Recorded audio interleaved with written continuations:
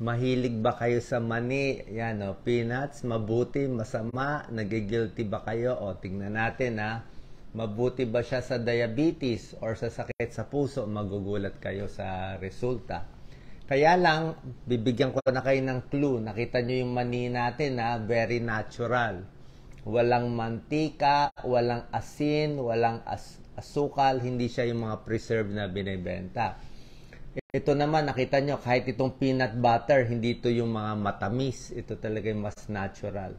Ito, nilagang mani natin, okay naman, walang mantika, pero may asin konti. So, ito yung pinag-uusapan natin. May clue na ako na yan ang mas healthy na mani.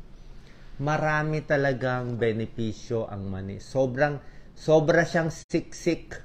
Diba? Kasi isang seeds yan eh. Pwede yan lumaki isang puno. So, sobra siyang siksik sa vitamins and minerals. Sobra siyang solid.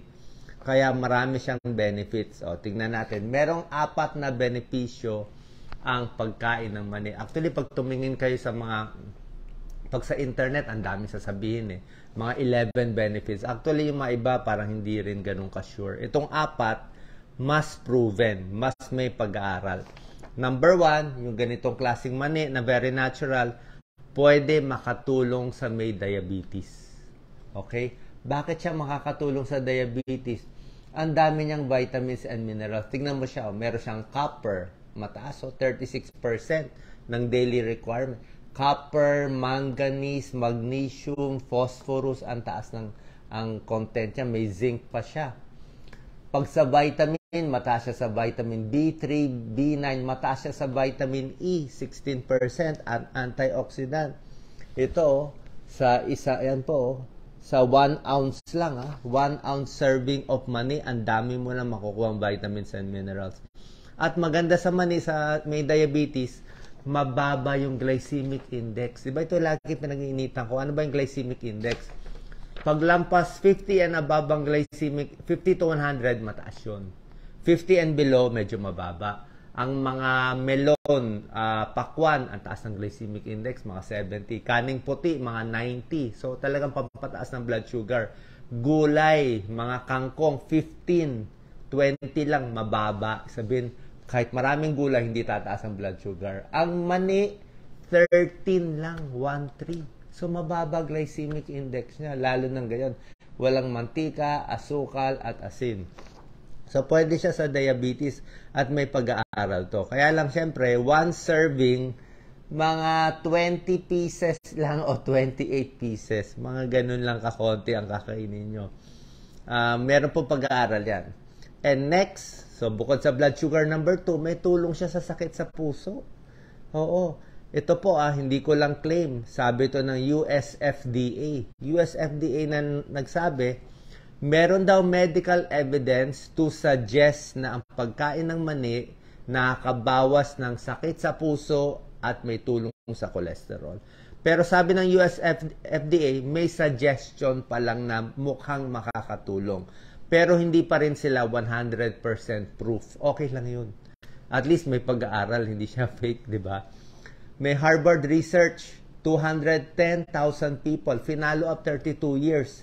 Nakita nila dito sa libo-libong tao, yung mga kumakain ng mani 2 times a week, ganitong healthy mani, kumakain sila 2 times a week ng mani, 15% to 29% less heart disease.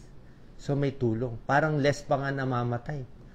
Marami siyang healthy fats, 19 vitamins and minerals, lalo na vitamin E, magnesium, potassium, manganese, niacin, copper. Lahat yan, meron pa siyang phytochemicals, resveratrol. Kaya bukod sa puso, maganda, cholesterol, maganda, blood pressure, baka makatulong pa. Hindi ko sinabi bababa agad pero mukhang makakatulong siya. May evidence tayo. Number 3, kung konti-konti lang kakainin mo mani, yan ang merienda mo. Imbis na magmerienda ka ng puto o bibingka, pwede rin makabawas ng timbang. Pero kung konti lang, nasa dami. So, mas natural, mas konti. Tapos, number 4 benefit, kahit healthy ka, healthy, walang sakit, pag kumain ka ng mani 2 times, 3 times a week, pwede ka makaiwas sa diabetes. Hindi ka magkakaroon. Okay? Kasi marami siyang unsaturated fat. Yan, tulad na sinabi ko, cardioprotective, maganda sa puso, cardiovascular health. Talagang siksik siya sa vitamina. May omega-3, may omega-6. Meron siya. Mas gusto natin yung omega-3. Kaya lang meron din siyang omega-6. Kaya ayaw mo rin masyadong maraming kakainin. Okay? Gaano ba karami pwede mo kainin? O, tignan natin. Ito, 100 calories. Siguro naman pwede kayo magmerienda ng 200 calories. So, 200 calories, doble nito. Pakita mo, Doc Lisa. So, pag mani, ganito lang karami. Ang konti naman ito. Isang dosena ba to? So, dalawang ganito, 200 calories. O, pwede na. Pag pistachio, doble nito, 200 calories. Kita mo, ang macadamia, ang mahal. Ang taas ng calories, 6 lang. Kasoy, konti lang talaga. So, ganyan lang. Siguro, doble nito pwede. Pag pinadami mo na, ginawa mo ng 100 grams, ang taas ng calories, 500 to 600 calories. Ito, medyo marami na to. Diba? Ang dami ng peanuts niyan. Oo. Dito lang tayo sa konti. Ha? So, sobra siyang siksik. Sobra siyang solid. Okay? Meron ding roasted peanuts, okay? Peanut oil, hindi ganun ka-common. Peanut butter, pwede rin basta yung mas natural. Hindi yung peanut butter natin kasi yan tatamis Yun ang problema natin. Ano naman ang possible risk? Okay? Ano naman ang possible na pinag-iingat? Tulad na sinabi ko, pag nilagyan ng salt and sugar at vetchin MSG, hindi na ganun ka-healthy. Hindi na siya healthy. Kasi umalat na tumamis na masyado o nilagyan ng mga balot-balot. Meron nagpi-peanut allergy sa US, maraming peanut allergy, pero sa atin hindi gaano. So pag nag-allergy, hindi ka pwede sa peanut. Isa din nga, sabi ko, maraming calories kung mapapadami ka. Tsaka meron din siyang omega-3 and omega-6 fats. So medyo binabalanse natin. So pinakamaganda, kumain ng peanuts na mas pure, walang extra salt and sugar.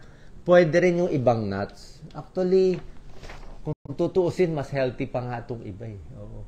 Kaya lang mahal Mas okay pa nga itong walnut, marami talagang pag-aaral. Walnut, almonds, kahit itong mga hazelnut, pistachio, kasoy.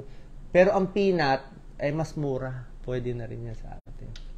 So, ganito po ang pagkain natin. Pag itong healthy plate, pinakamaganda kung mahilig kayo sa baboy, baka at ibang protein nyo dito, pwede nyo palitan ng healthy protein na mani. So, ganun ang gagawin natin. Okay? Saan po nakatulong to? Kung meron kayong diabetes, heart disease, at least alam nyo na gano'ng karaming mani, piliin natin yung low salt or no salt. Alam ko, hindi ganun kasarap. Pero at least, pag ganyan karami, may tulong sa atin. Iwas sakit sa puso, baka humaba pa buhay natin. God bless.